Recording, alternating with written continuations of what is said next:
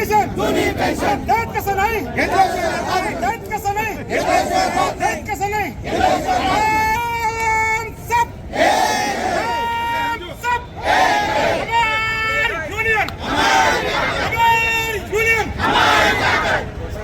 राज्य सरकारी कर्मचारी मध्यवर्ती संघटनेचा राज्य सरकारी कर्मचारी मध्यवर्ती संघटनेचा एकच मिशन एकच मिशन एकच मिशन या शासनाचं करायचं काय या शासनाचं करायचं काय हम सब लड़के लेंगे अपने हक हमारी मांगे पूरी करो हमारी मांगे पूरी करो हम सब एकच मिशन एकच मिशन एकच मिशन पेन्शन आमच्या हक्काची खूप दिवसानंतर 17 लाख कर्मचाऱ्यांनी बेमुदत संप केला होता. हा संपाच्या वेळी माननीय मुख्यमंत्री आणि मंत्रिमंडळातील सर्वांनी राज्य सरकारी कर्मचारी संघटनेला आश्वस्त केलं होतं की 2 महिन्यामध्ये समितीचा अहवाल घेऊन राज्यातील कर्मचाऱ्यांना जुनी पेन्शन योजना लागू करण्यात येईल. समितीचा अहवाल प्राप्त झालेला आहे. 9 महिन्याचा कालावधी झाला, परंतु अद्यापर्यंत जुनी पेन्शन योजना लागू करण्याचा निर्णय झाला नाही. म्हणून राज्यातील 17 लाख कर्मचारी आज बेमुदत संपावर उतरले.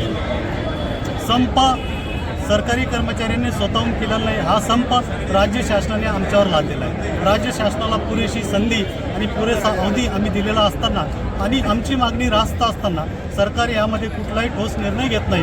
म्हणून आज बेमुदत संपामध्ये आम्ही सामील झालो. तर मार्च महिन्यामध्ये जसं चित्र निर्माण झालं होतं, सगळीकडे चक्का जाम होतोय, सगळी सरकारी यंत्रणा थांबलेली आहे.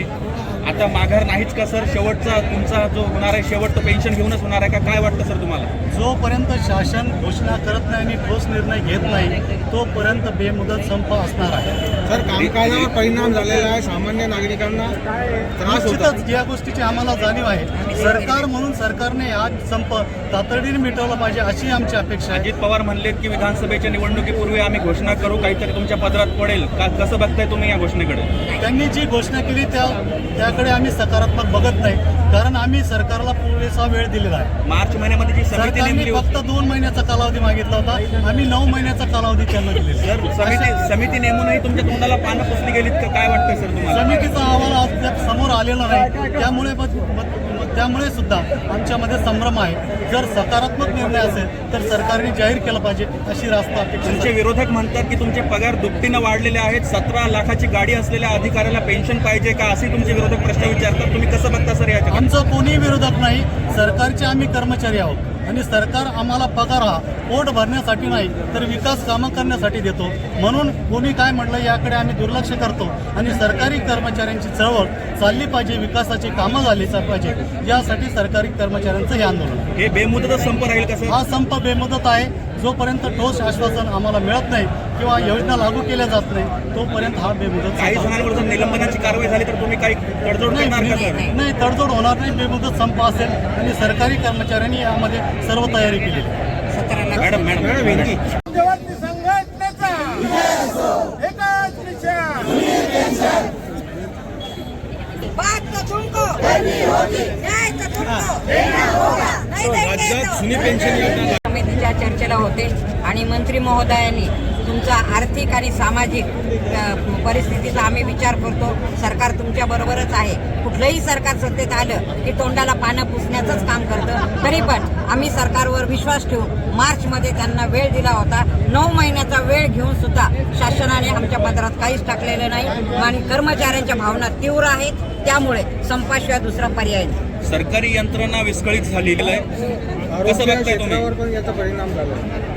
आरोग्य क्षेत्रावर याचा परिणाम झाला, कारण सकाळी 7:30 वाजल्यापासून सर्व हॉस्पिटल्स बंद आहेत. त्यामुळे मी रुग्णांचे दिलगिरी व्यक्त करते, पण हा खेद पण मी व्यक्त करते की अनेक रिक्त पदे, हजारोनी रिक्त पदे, त्यावेळेस रुग्णांचे हाल होतात.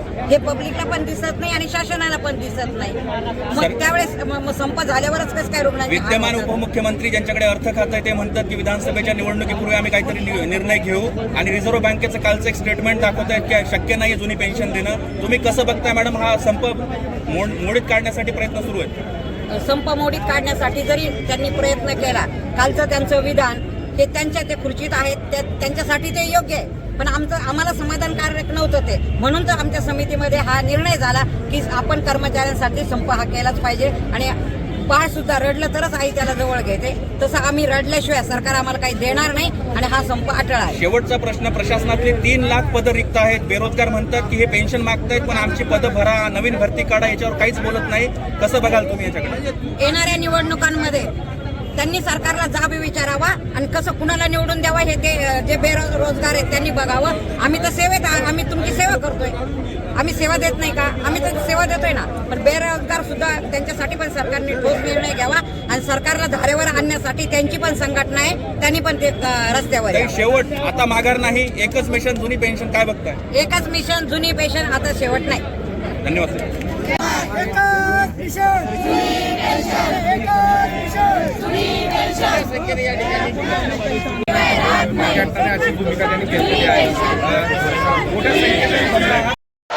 आज जो राज्य सरकारी कर्मचारी मध्यवर्ती संगठन की ओर से जो कुछ संप हमने आज किया है, उसकी वजह यह है कि हमारी जो कुछ डिमांड है जो सरकार ने पूरी करनी चाहिए वो की नहीं है, और जो कुछ मांगियां हैं वो कुछ अलग नहीं है, वो रास्त है और सरकार की ओर से वो हो सकती है।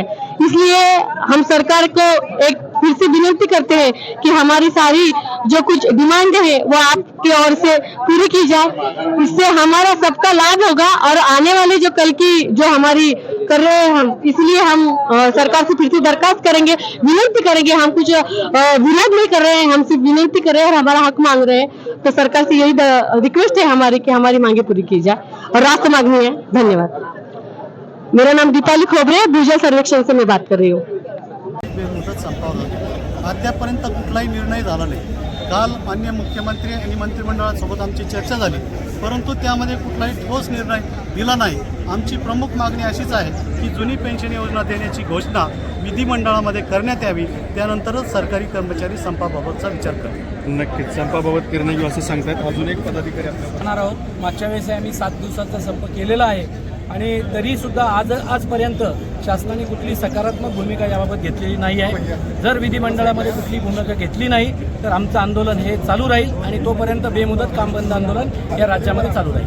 नक्की एकच मिशन एकच मिशन एकच मिशन महाराष्ट्र राज्य पोलीस कार्यालय कर्मचारी संघटनेचा महाराष्ट्र राज्य पोलीस कार्यालय कर्मचारी संघटनेचा महाराष्ट्र राज्य पोलीस कार्यालय कर्मचारी संघटनेचा हम सब एक है, हम सब एक है, हम सब एक है। हमारी यूनियन हमारी ताकत, हमारी यूनियन हमारी ताकत, हमारी यूनियन हमारी ताकत। हम सब एक है, हम सब एक है, हम सब एक। एकच मिशन जुनी पेन्शन आम पेन्शन आमच्या हक्काचं नाही कुणाच्या बापाचं, पेन्शन आमच्या हक्काचं नाही कुणाच्या बापाचं। पूर्ण सरकारी यंत्रणा थांबली आहे सकाळपासनं. एकच मागणी आहे तुमची, जुनी पेन्शन. कसं बघता या मागणीकडे आणि ती मागणी रास्त काय आहे, बोला अगदी हा थोडक्यात. आमच्या सर्व राज्य कर्मचाऱ्यांचा जिव्हाळ्याचा प्रश्न आहे. पेन्शन म्हणजे एक खूप जिव्हाळ्याचा प्रश्न बनवून ठेवलेला आहे. आमच्या सर्व कर्मचाऱ्यांचा जिव्हाळ्याचा प्रश्न आहे. आम्ही शासनांना वेळोवेळी निवेदन, विनंत्या अर्ज देऊन सुद्धा शासनाने अद्यापपर्यंत आमची पेन्शनची मागणी मान्य केलेली नाही. आजपासून आम्ही सर्व कार्यालयीन कर्मचारी पेन्शनसाठी बेमुदत संपावर जात आहोत. पगार दुपटीवर आहे, गाडी 7 लाखाची पेन्शन पाहिजे असे विरोधक आरोप लावतात. काय बोलताय तुम्ही याविषयी? आरोप हे चुकीचे आहेत. राजकारण्यांना पेन्शन पाहिजे. जे 5 वर्ष आमदार राहतात त्यांना कायम पेन्शन असते. आम्ही तर वयाचे 30 ते 58 वर्षापर्यंत शासनाची सेवा करतो. आम्हाला अद्यापपर्यंत पेन्शन नाही. त्यामुळे आम्ही संपावर जाण्याचा निर्णय घेतला. तुमचं नाव आणि विभाग?